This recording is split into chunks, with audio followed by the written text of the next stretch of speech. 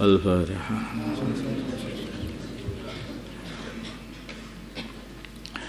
Bismillahirrahmanirrahim. Keputusan Bahsul Masail Senin 3 Rabiul Tsani 1443 Hijriah 8 November 2021 Masehi. Mempekerjakan satu masalah memperkerjakan orang kafir untuk berburu babi. Ada seorang muslim memiliki ladang seluas 2 hektar. Di ladang tersebut banyak hama babi, berkeliaran babi-babi. Untuk menanggulanginya, ia mempekerjakan orang kafir untuk membasmi babi-babi tersebut. Adapun upahnya, setiap membasmi satu babi maka akan diberi uang sebesar 50.000. Setelah ditangkap, babi-babi itu akan dibunuh. Memang diburu itu ya bedil mestinya, gak arti ya.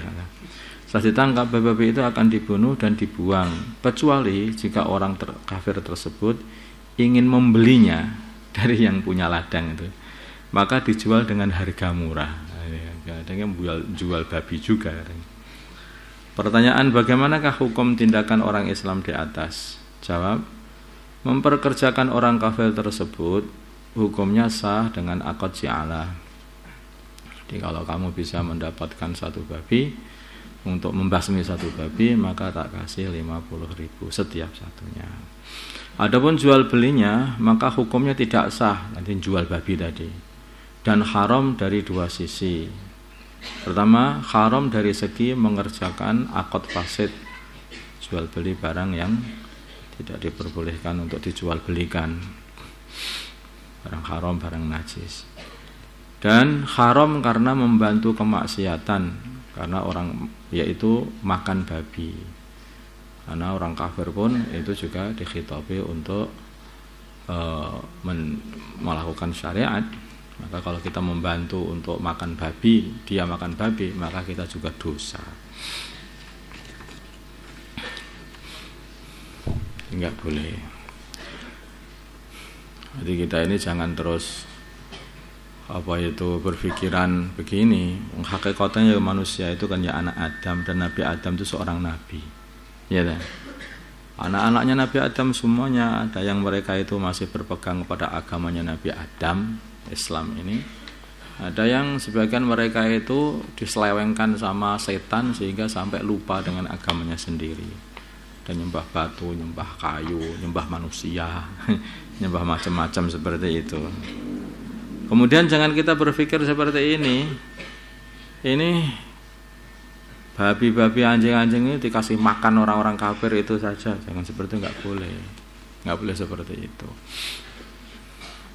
Karena hakikatnya mereka itu juga masih terus dikhitabi untuk selalu menjaga tidak makan perkara-perkara yang diharamkan oleh Allah itu. Maka kita tidak boleh membantu mereka untuk mengerjakan kemaksiatan ini.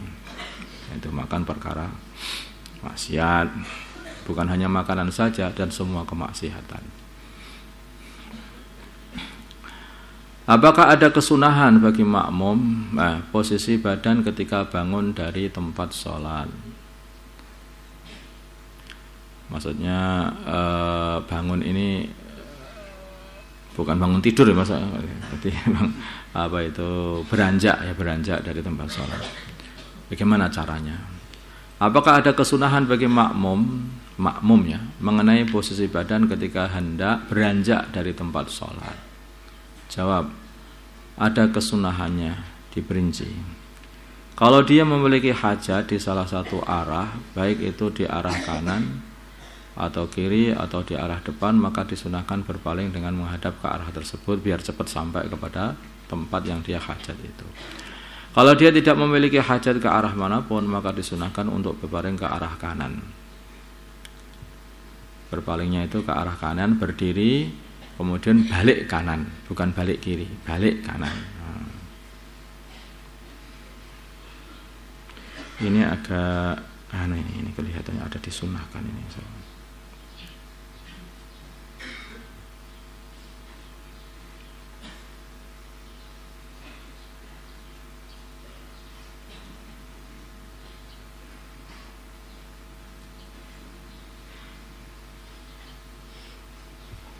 Ini kelihatannya kata disunahkan ini dianu lagi ya.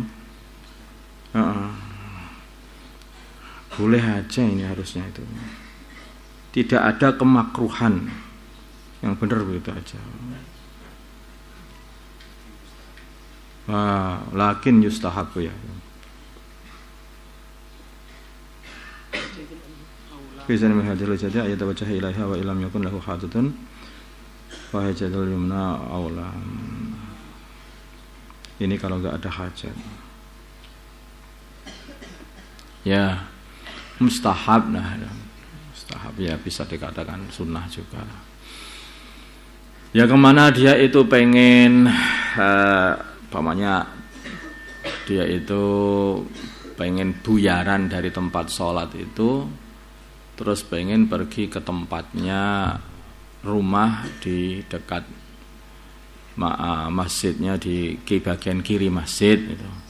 Nanti dia berdiri langsung menuju ke kiri itu saja. Itu juga sudah begitu. Atau mungkin dia berdiri mau mengambil Al-Quran pakai mushaf, kemudian mushafnya di dekat situ itu, di bagian kirinya ya dia langsung ke mushaf, nggak perlu muter lagi, balik kanan, balik berdiri, terus balik kanan, muter, baru ngambil mushaf. Tidak harus seperti itu, langsung saja ke tujuan dia pengen ngambil mushaf itu, ke hajat dia itu. Atau pengen ke jeding atau pengen mana lah, itu langsung aja nggak apa-apa, itu sudah.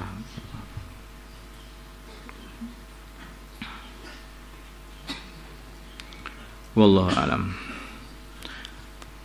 Tidak ada kemakruhan mengenai posisi tubuh ketika meninggalkan tempat sholat, baik dengan beranjak ke arah kanan atau ke kiri atau ke arah depan pun juga tidak ada kemakruhan.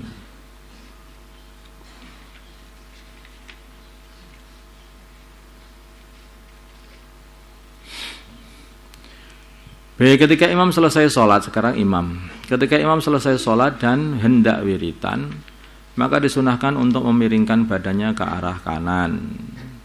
Maksudnya menghadapkan badannya itu ke arah kanan, memiringkan ini harusnya itu. Maka apabila hal disunahkan bagi orang sholat sendiri, maka apakah hal itu juga disunahkan bagi orang yang sholat sendirian? Jadi, selesai sholat itu bagi imam itu yang disunahkan menghadap ke bagian arah kanannya, sehingga mihrab itu ada di bagian pundak kirinya. Itu sunnah seperti itu. Ini salah ini, untuk memiringkan itu ya, untuk menghadapkan tubuhnya ke arah kanan, meletakkan mihrab itu di tempat di bagian kirinya gitu terusannya ya nanti gitu, biar enak. Terus pertanyaannya, kalau makmum, apa yang disunahkan seperti itu? Enggak, nanti repot nanti. Kalau kamu menghadap utara semuanya, saya menghadap kemana? Ya, kalau makmum enggak, ini hanya khusus imam yang menghadap ke, kalau di sini ya, kalau di sini itu menghadap ke utara, menghadap ke arah utara. Sedangkan mihrab ada bagian kiri saya gitu. Nah itu yang itu sunnah itu bukan karena cari sendenan juga sebetulnya, cari sandaran juga. Jadi sunnah itu. Jawab, tidak untuk makmum, karena kesunahan ini hanya khusus bagi imam. Adapun makmum dan orang-orang sholat sendirian maka tetap menghadap kiblat saja. Masuk habis sholat itu langsung menghadap kiblat aja. Nanti ketika doa itu cukup menghadap kiblat juga. Itu aja malah enak itu. Seperti yang dibuat oleh Nabi. Tidak ada yang menyalahkan kalau membuat halaqah, ada itu tidak. Tapi dulu Nabi itu habis selesai perang Uhud, itu para sahabat tetap saja di tempatnya dan menghadap ke kiblat, dan Nabi berdoa kayak seperti itu. Ini sudah pembahasan itu sudah pernah dibahas juga. Dia habis sholat itu menghadap saja ke kiblat. Karena arahnya orang itu beribadah, berdoa itu ke arah kiblat, bukan menghadap imam, mau menyembah imam.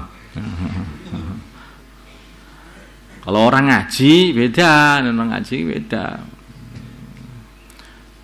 Atau orang lagi mendengarkan khutbah itu sebetulnya malah menghadap kepada khatib. Ada orang ngaji itu menghadap kepada mudarrisnya. Qadha orang meninggalkan puasa. Kapan seseorang yang meninggalkan puasa di bulan Ramadan diwajibkan mengqadha puasa yang telah ia tinggalkan? Jawab diperinci. Jika ia meninggalkan puasa tanpa udzur, ya, melewati batas, maka ia wajib segera mengqadha karena dia itu melewati batas. Artinya melewati batas itu apa? Ya wis tanah capek moh poso gitu aja. Atau waleh gitu. Nah, itu bahaya. Atau tidak terbiasa puasa atau enggak tahu kena setan yang jelas. Nah, setan kan enggak ada, sudah jadi setan malahan itu. Sudah jadi setan sehingga enggak mau puasa. Maka ia wajib segera mengqadha puasa yang telah ia tinggalkan mulai tanggal 2 Syawal langsung yang cepat-cepat diqadha. Maka yang punya qadha puasa itu segera diqadha sekarang ini. Jika ia meninggalkan puasa karena ada uzur, ya karena ada uzur, maksudnya dia itu tidak melewati batas, maka ia tidak wajib langsung mengqadhanya. Tidak wajib langsung, tapi tetap wajib mengqadha, tidak wajib langsung. Seperti mengqadha puasa sebagaimana orang yang meninggalkan puasa tanpa uzur. Hanya saja ketika bulan Sya'ban tinggal tersisa hari yang cukup untuk mengqadha puasa yang telah ia tinggalkan, maka ketika itu juga wajib mengqadha langsung puasa baik yang ditinggalkan dengan uzur maupun tanpa uzur. Ini terutama orang-orang yang haid. Itu banyak itu para wanita itu sudah Sya'ban kapan-kapan saja tinggal uang utangnya itu loh 15 hari Ramadan tinggal 3 hari. Kapan nanti aja nanti. Ntar masih ada waktu. Nah, waktu dari mana? Habis itu nanti. Dosa yang seperti itu. Kok terus enggak dosa itu enggak nanti. Yang kan nanti qadha nanti tahun depan bayar dulu, bayar terus qadha. Loh, iya, tapi perbuatan seperti itu tetap dosa. Tetap dosa. Mungkin kamu melalaikan waktu sholat sehingga kamu tidak sholat. Enggak apa-apa nanti kapan-kapan sholatnya malamnya tak repel semuanya. Itu kamu mengqadhanya itu wajib. Perbuatanmu itu melalaikan sholat atau meremehkan sholat itu dosa. Itu loh. Bukan kalau sudah mengqadha terus enggak dosa, itu berarti dosanya aja. Dosanya beda lagi. Dosa melalaikan sholat itu. Enak-enak nonton bal-balan ya. Jadi gara-gara football malah akhirnya nggak melalaikan sholat, seumpama seperti itu. Ini sama orang-orang itu loh, bukan sama kalian. Karena kalian kan nggak ngaku.